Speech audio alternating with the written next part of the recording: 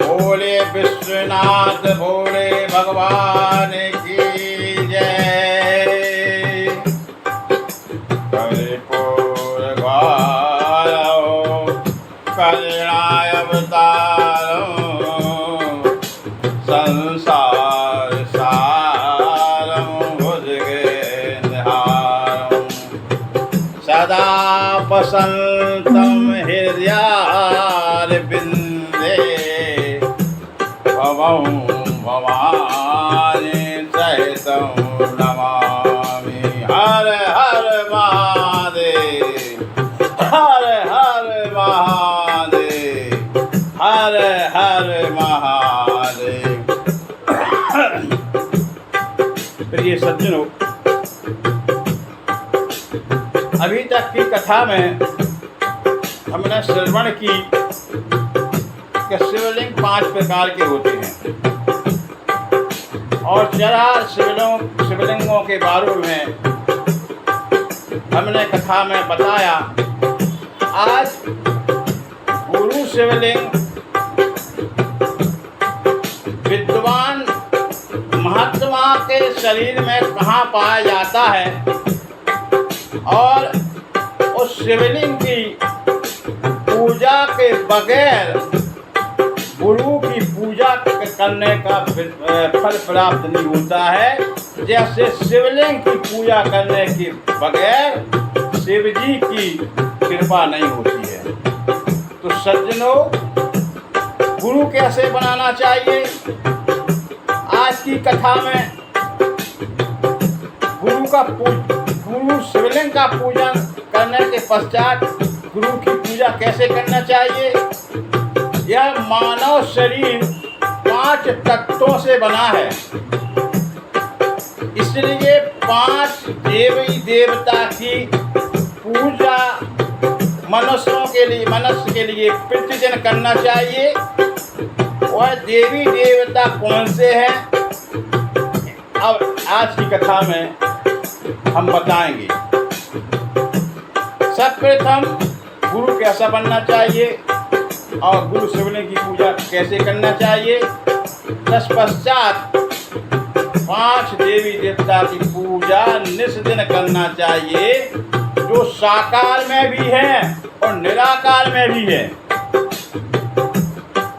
साकार में मूर्ति की पूजा, निराकार में पिंडी की पूजा। जैसे अभी तक शिवलिंग की पूजा ये निराकार रूप है और सदाशिव मूर्ति पूजा में ये साक्षात सदाशिव है। तो निराकार साकार इनके अलावा भी 4 देवी देवता हैं, उनकी पिंडी रूप में पूजा की जाती है और मूर्ति रूप में पूजा की जाती है। वह देवी देवता कौन है?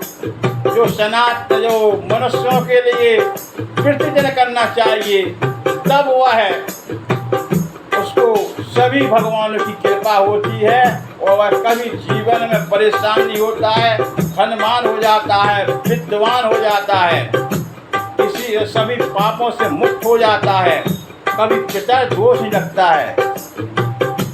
तो सज्जनों, पहले गुरु कैसे बने जाए? पानी पीना छान कर और सतगुरु बनाना जान कर। पानी को छान करके पीना चाहिए सज्जनों, और गुरु को अच्छी तरह से जानकर बनाना चाहिए। ऐसा नहीं कल की दिन वह बदनाम हो जाए, इसलिए गुरु को अच्छी तरह से जानकर बनाना चाहिए और गुरु को चेला को भी बड़े जानकर बजाना चाहिए। ऐसा नहीं कि गुरु दक्षिणा दी और फिर उसको जानते ही नहीं है कि मेरा कौन गुरु चेला है। तो सबसे प्रथम सज्जनों, हमें सतगुरु उसको बनाना चाहिए जिसकी वाणी से सत का रास्ता मिले, उसे सतगुरु बनाए। जिसके माध्यम से धर्म का रास्ता मिल रहा है उसे सतगुरु बनाए। जिससे परमात्मा सतगुरु उसे बनाए जिससे परमात्मा से मिलने का रास्ता मिल रहा हो। सतगुरु उसे बनाए जिसके द्वारा हृदय में ज्ञान का रास्ता हो जाए। पर याद रखना, शिक्षा गुरु कितने ही बना सकते हो, पर जिससे गुरु मंत्र ले लो, मंत्र दे लिया जाए, सच्चा गुरु वही मिल गया। अजी सतगुरु का शरीर की पूजा तो हो गई, कभी वो रास्ता भी मिला या ना मिला, पर कोई बात नहीं, फोन पर बात हो जाती है या ना नहीं हुई फोन पर बात, सच्चा सतगुरु मिल गया। यदि वह कभी ना मिल पाए, कभी ना, तो उसको कभी गुरु दूसरा गुरु नहीं बनाना चाहिए। बचपन में तुमने जाने अनजाने में या किसी लोभी के कारण बिना सोचे समझे ऐसे गुरु से दक्षिणा ले ली, और जब उस गुरु की पोल खुल जाती है तो बड़ा मन खिन्न हो जाता है। तो सज्जन, ऐसे गुरु को कभी मत बनाए। शास्त्र कहता है ऐसा गुरु त्याग सकते हो जिसने माँ से जन्म लिया, और शास्त्र कहता है उसको भी त्याग कर देना चाहिए। जो माँ भी यदि सत धर्म पे ना चलती है उसको त्याग देना चाहिए।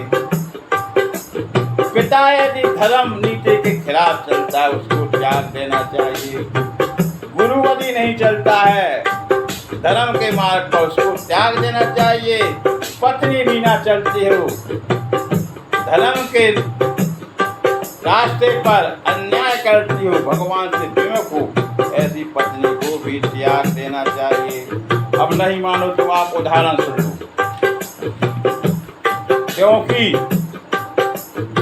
आपने देखा होगा रामचरितमानस में भरत की माँ कैकेयी भगवान राम से विमुख हो गई थी, तो भरत ने सच बोलो, त्यागा था कि नहीं त्याग दिया था?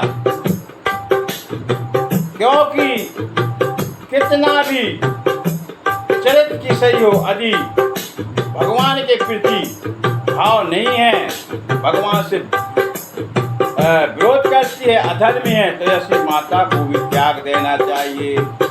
पिता कितना भी धर्मात्मा हो उसको नहीं जाना चाहिए। और पिता अधर्मी है, न्याय पर नहीं चलता है, कर्महीन होता है, दिन में गंदे गंदे काम करता है, अधर्म के रास्ते पर चलता है, ऐसे पिता को त्याग देना चाहिए। उदाहरण बताएं, जैसे श्रीमद् भागवत पुराण में प्रहलाद ने हिरण्याकश्यप को त्याग दिया था। और भाई देखो, यदि भाई भी नहीं चलता है, अधर्म के रास्ते पर चलता है, भगवान से विमुख है, ऐसे भाई को त्याग देना चाहिए।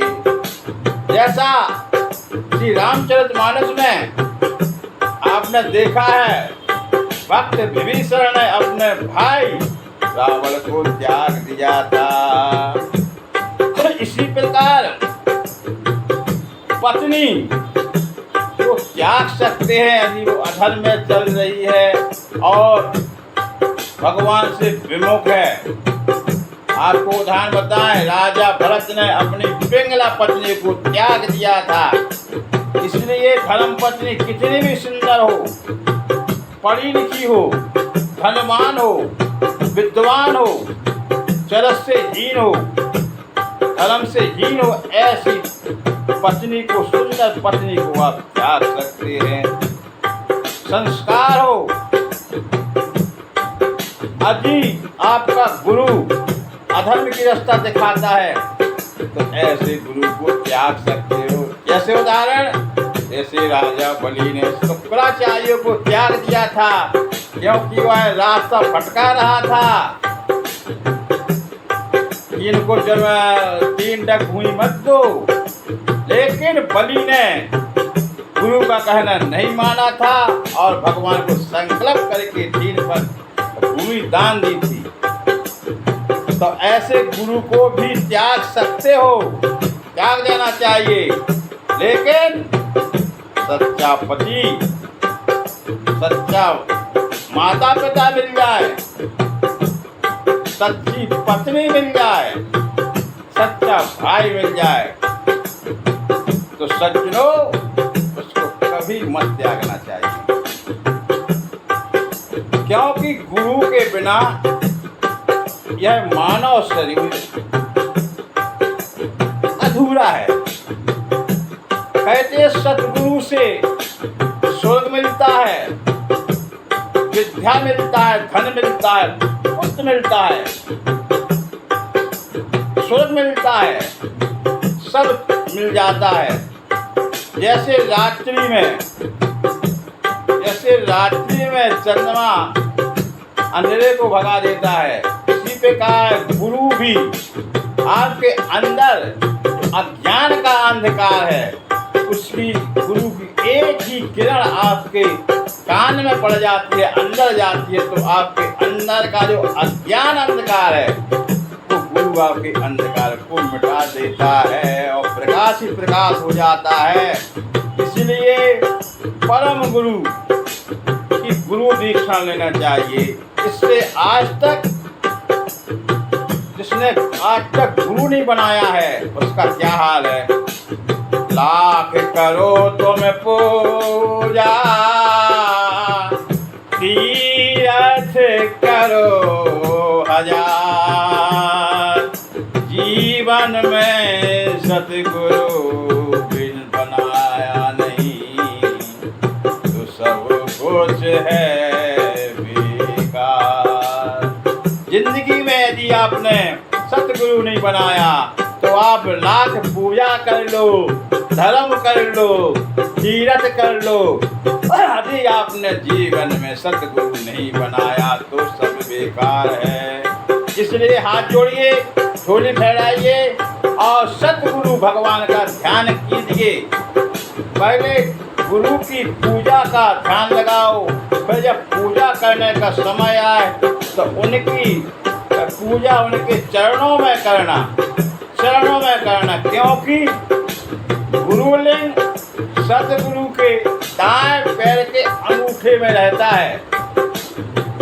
इसलिए शिवलिंग की तरह आप जल चढ़ाइए,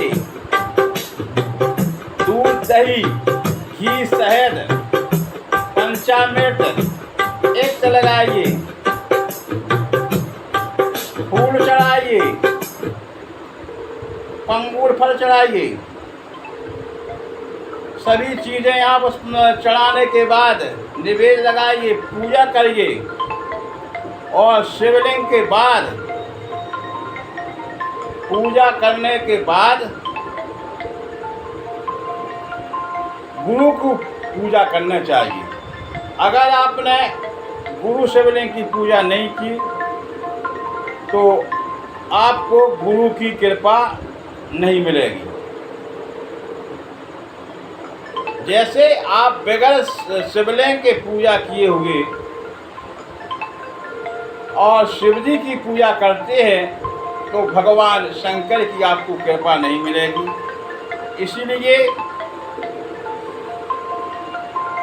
इसलिए सबसे प्रथम गुरु के शिवलिंग की पूजा करना चाहिए, तभी गुरु की कृपा मिल पाती है। इसलिए सभी व्यक्तियों के लिए, मनुष्यों के लिए गुरु पूजन कहाँ है? दान अंगूठी में उसके शिवलिंग की तरह पूजन करना चाहिए। तत्पश्चात सदगुरुदेव का आप टीका लगाइए, अक्षत लगाइए, पुष्पमाला चढ़ाइए भोजन कराइए, तब सतगुरु की पूजा का फल प्राप्त होता है। सज्जनों, समझ में आई बात? सबसे पहले गुरु शिवलिंग की पूजा करना चाहिए। गुरु शिवलिंग कहाँ होता है? सतगुरुदेव के दाहिने पैर के अंगूठे की नौ में जो रहता है, नौ, वो शिवलिंग कहलाता है। उसके पूजन के पश्चात सतगुरु की पूजा के करने का विधान है, वरना फल प्राप्त नहीं होता है। गुरु की पूजा तस्वीर रख के करो या साक्षात करो, लेकिन साक्षात गुरु आ जाए तो साक्षात गुरु आ जाता, चाहे मंदिर में कहो, घर पर करो, मूर्ति में भी उसी प्रकार की पूजा करो जैसे बताया गया है, साक्षात गुरु आ जाते हैं। बोलो गुरुदेव भगवान की जय।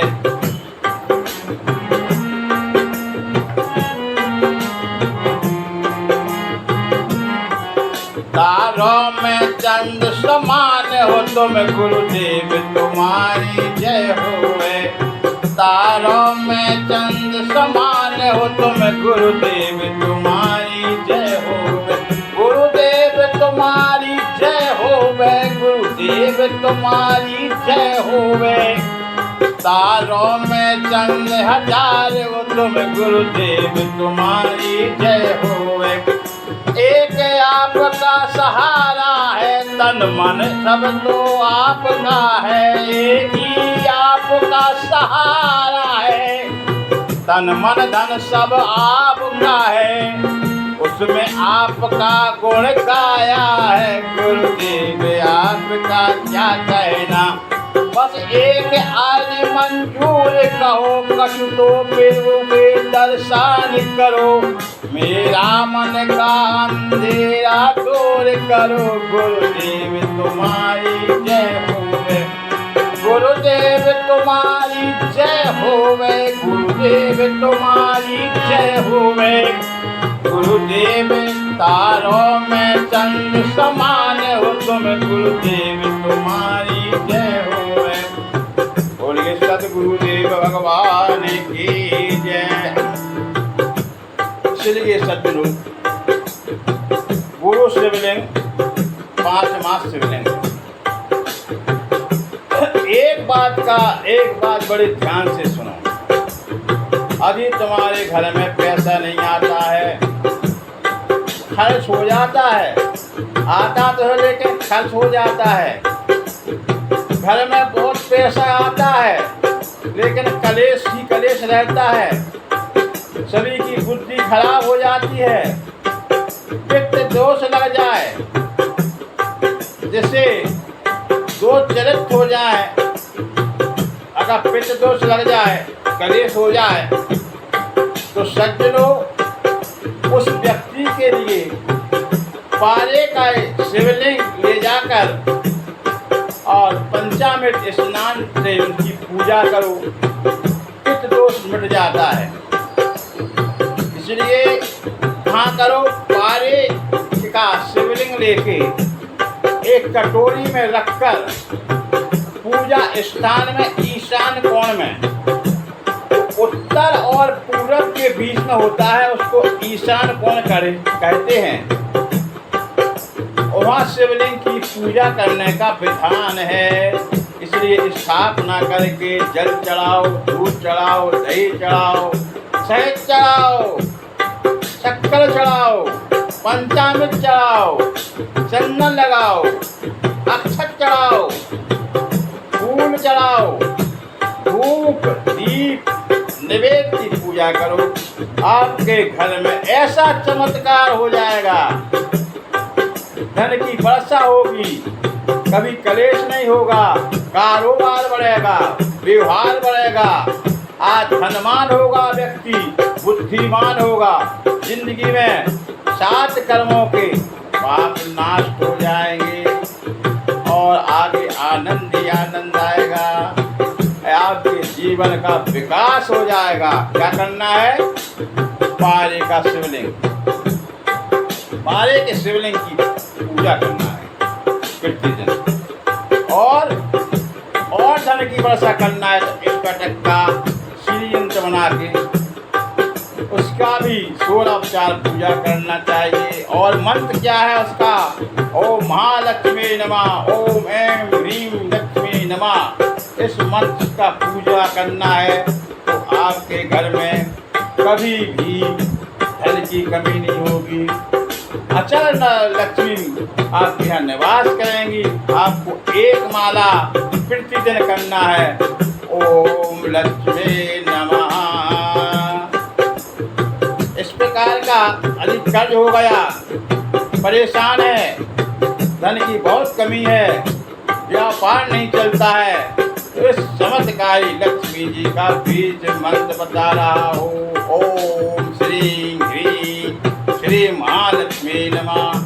हर सप्ताह शुक्रवार के दिन लक्ष्मी जी की पूजा करनी चाहिए। क्यों करना चाहिए? जब दीपावली हर अमावस्या को करना चाहिए, शुक्रवार को दिन करना चाहिए, हर शुक्रवार को अमावस्या को, क्योंकि लक्ष्मी जी का पूजन अमावस्या को ही होता है। दीपावली बोलो का होती है अमावस्याओं के दिन। इसलिए आपके कथा में 2 बातें बताई हैं, पारे का शिवलिंग और महालक्ष्मी का यंत्र की पूजा करने से आपके घर में सुख शांति रहेगी, धन की वर्षा होगी। घर का मंदिर कैसे बनाएं? मंदिर में वस्त्र कैसा बिछाएं? मंदिर में वस्त्र कैसा बिछाएं? कौन से देवी देवताओं की पूजा करनी चाहिए और कौन से देवी देवताओं को कहाँ पर विराजमान कराएं? हम सिर्फ 6 मिनट की पूजा बताएंगे। 6 मिनट की पूजा जो कर लेगा उसको, चाहे वो पढ़ा लिखा हो, बगैर पढ़ा लिखा हो, स्त्री हो, पुरुष हो, पंडित हो, ज्ञानी हो, अज्ञानी हो, विश्वास करें तो आप पारे का शिवलिंग स्फटिक का यंत्र बना के आप पूजा करेंगे और अमीर माला माल हो जाएगा। यंत्र में आपके जीवन का से बहुत ही आनंद की जिंदगी गुजरेगी। रोज पूजा करते हम जब हवन करते हैं, अनुष्ठान करते हैं, आराधना करते हैं, साधना करते हैं, कलयुग का व्यक्ति सुखी नहीं है। संसार का व्यक्ति कोई सुखी नहीं है। कोई शरीर से है, कोई रोग से है, कोई शोक से है, कोई धन से है, कोई परिवार से है, कोई रिश्तेदार से है, कोई अपने आहार से भी दुखी है, खाना नहीं खा पाता है। तो जब अर्जुन ने पूछा तो भगवान श्री कृष्ण ने कहा, गीता के 16वें अध्याय का 23वां श्लोक ध्यान से सुनिए। या शास्त्र विधि मुक्त सत्य परते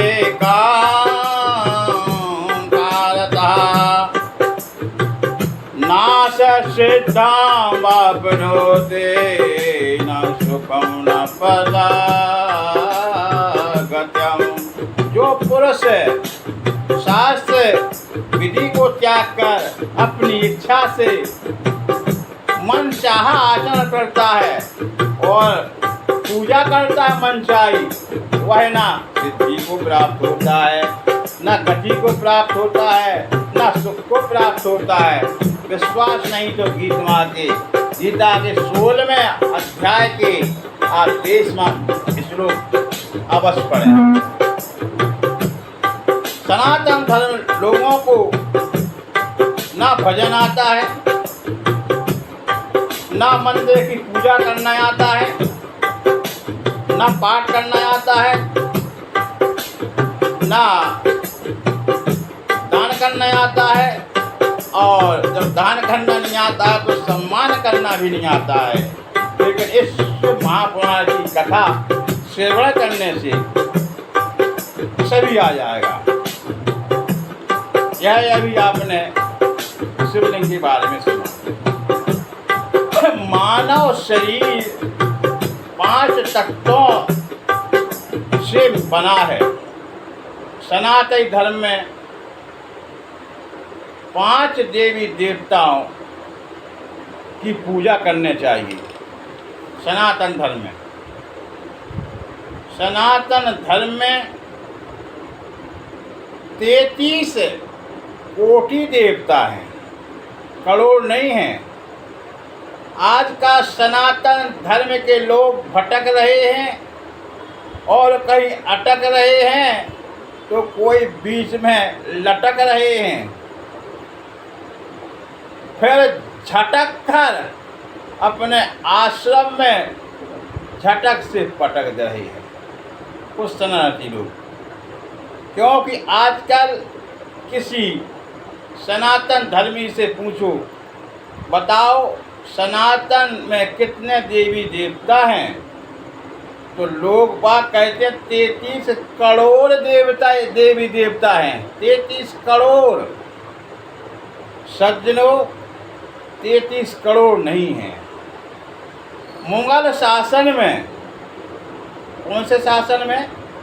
मुगल शासन में हमारे सनातनी धर्म के गुरुओं को तोड़कर मड़ोड़कर, अपने सनातन धर्म को तोड़ मड़ोड़ कर और अपनी पुस्तकें और अपने ग्रंथों को उतार दिए।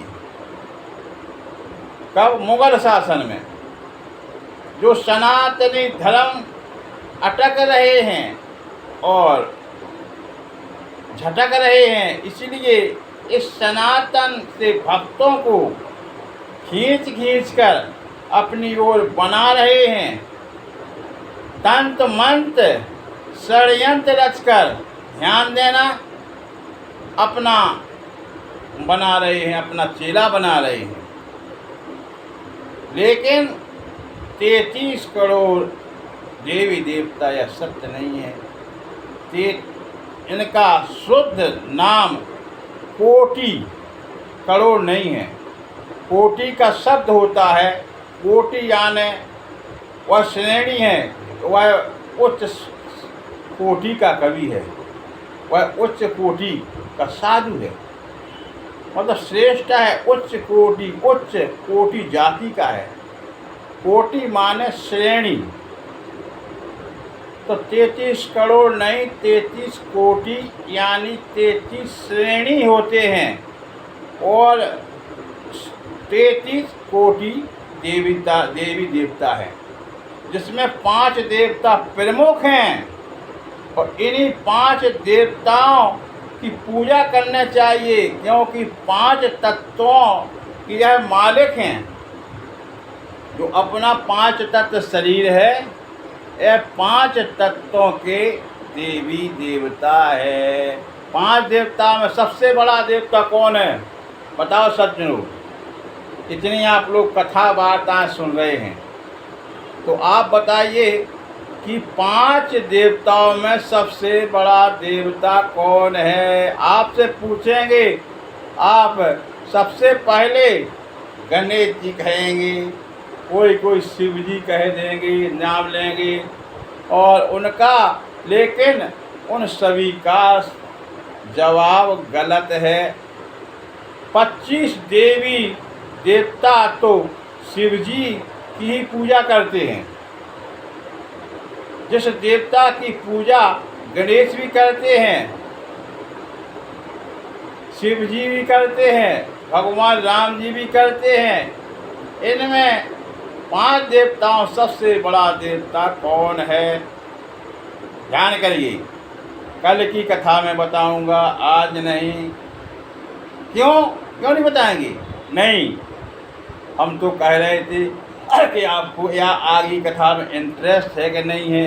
नहीं, हम आज ही बताते हैं सबसे बड़ा देवता कौन है। सबसे पहले देवता सूर्य देवता है। भगवान हनुमान जी ने, बोलो सतगुरु किसको बनाया? सूर्य देव। भगवान राम के वंश कौन से कुल में जन्म अवतार लिया? सूर्य वंश में। शिव जी प्रतिदिन सूर्य की पूजा करते हैं, प्रतिदिन सूर्य देवता आकार में भी है, निराकार में भी है। निराकार में जो आकाश में बिंदु टाइप है, ये निराकार है। और साकार देवता कौन है? साकार देवता में रथ में 7 घोड़ों के साथ,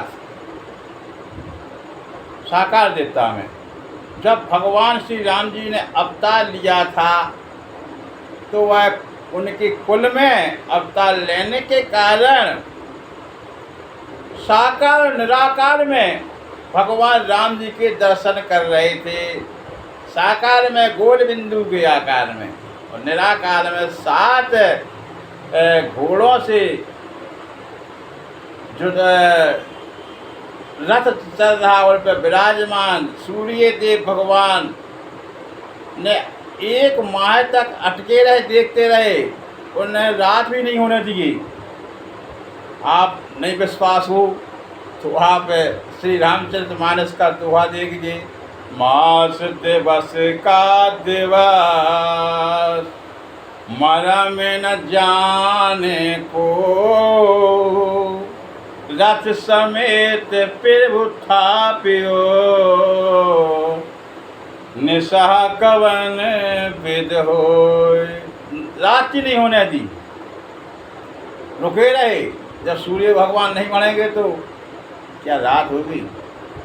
इसलिए सबसे प्रथम निराकार की पूजा करने पड़ती है। जैसे शिव जी के शिवलिंग की पूजा करने पड़ती है, इसी प्रकार पिंडी रूप में जो आकाश में सूर्य देव हैं, उनको जल चढ़ाना पड़ता है। क्यों चढ़ाते कि नहीं चढ़ाते हैं? अधिकांशतर व्यक्ति सूर्य भगवान को जल चढ़ाते हैं और उनकी साकार में पूजा करना चाहिए। उनके रस समय पूजा का फोटो खरीद के, तस्वीर खरीद के, या नहीं मिलती हो तो गूगल पर सर्च करिए, फ़ोटो निकालिए, तो सूर्य देव को जल चढ़ा के पिंडी की पूजा होगी।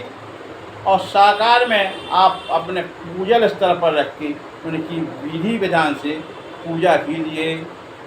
बोलिए सूर्य भगवान की जय, तभी आपको फल प्राप्त हो सकता है। तो दूसरे नंबर के निराकार साकार देवता सूर्य देव प्रथम। इसके बाद दूसरे देवता गणेश जी महाराज हैं।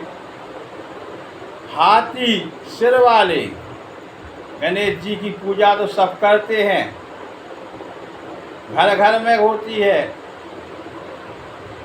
मंदिर में होती है, लेकिन घर में और मंदिर में गणेश जी की पिंडी की पूजा कोई नहीं करता है।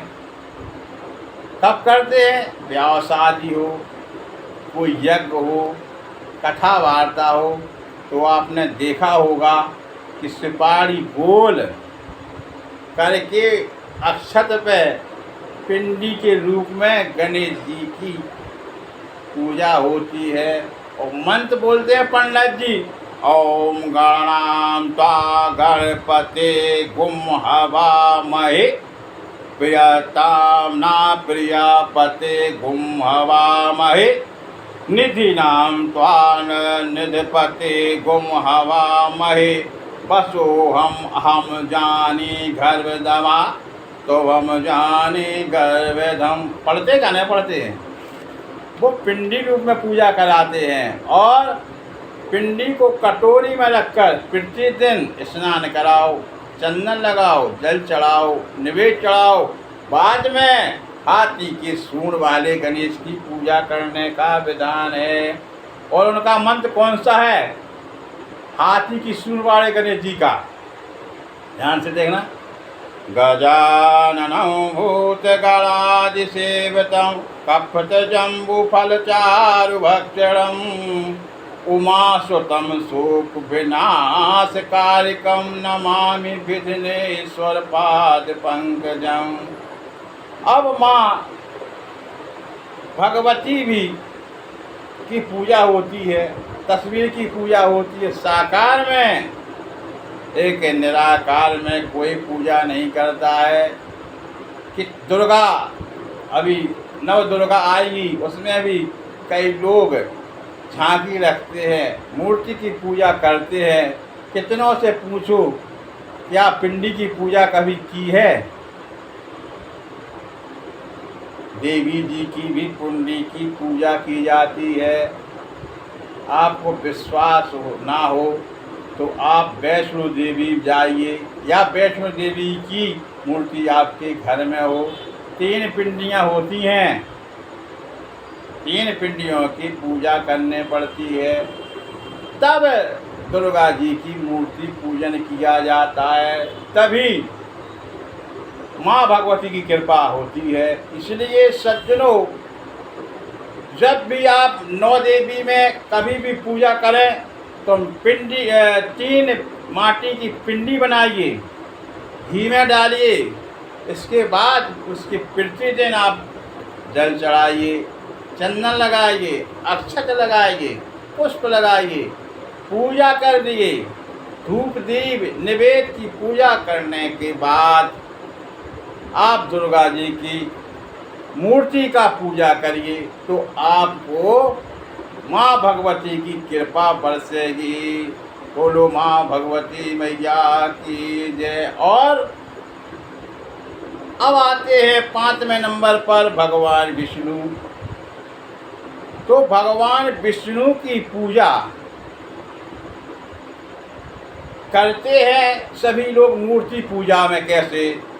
शांतकारं भुजं शयनं पद्मनाभं सुरेशं विश्वाधारं गगनं सुदर्शनं मेघवंशभागं लक्ष्मीकान्तं कमलनयनं योगिभिर्ध्यानगम्यं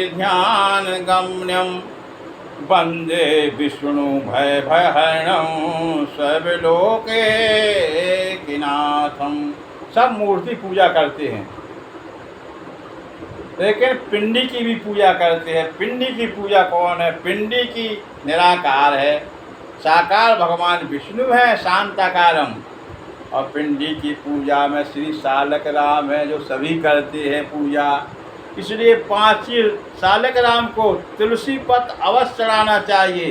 सालक राम भी 2 प्रकार के होते हैं, एक तो होते हैं गोल मटोल और एक दक्षिणी मुखी, एक गोल चक्रवाते होते हैं, एक सपासठ होते हैं। इसलिए 5 देवी देवता की निराकार और साकार में पूजा करने से भगवान की 5 देवों की कृपा बरसती है। इसलिए सज्जनों, टोटकों में मत पड़ो, टोटकों से जीवन सुखमय नहीं है। सिर्फ पूजा पाठ करने से ही भगवान की शास्त्र के विधि के अनुसार होना चाहिए। भगवान श्री कृष्ण कहते हैं शास्त्र के अनुसार होना चाहिए, और शास्त्र के अनुसार की हुई पूजा का फल प्राप्त होता है। बोलिए विष्णु भगवान की जय। सुखी बसे संसार सो, दुखिया रहे न कोई, ये अभिलाषाम सबके भगवान पूरी होए हो। भगवान सबकी पूरन होय, विद्या बुद्धि तेज बल सबके भीतर होय। धान धान सुखी से सभी बंसत रहे।